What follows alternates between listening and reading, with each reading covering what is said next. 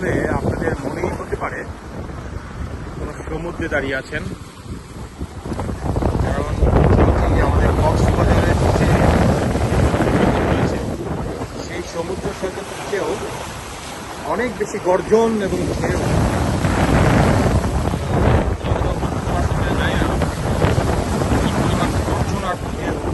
কিন্তু এটি কিন্তু সমুদ্র নয়, নদী না, এটি শুধুমাত্র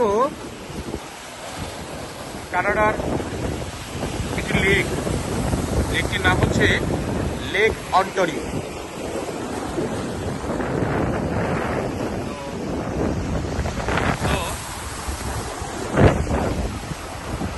কি বলবো আর, ওই পাশে হচ্ছে আমেরিকা, এই দেখা যাচ্ছে, আর এই পাশে হচ্ছে কানাডা, যেটা আমরা আমাদের পরে আসি।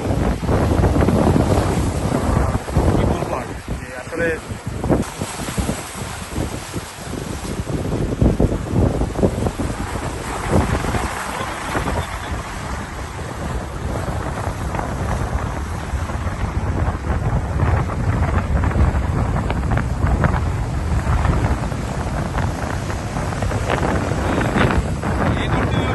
গর্জন মনে হচ্ছে যে কোনো সমুদ্রে দাঁড়িয়ে আছে। ইচ্ছা যাইব না তো এখন বাতাস শীঘ্রই আর 10-12 দিনের ভিতরে এখানে তুষারপাত করা শুরু হবে।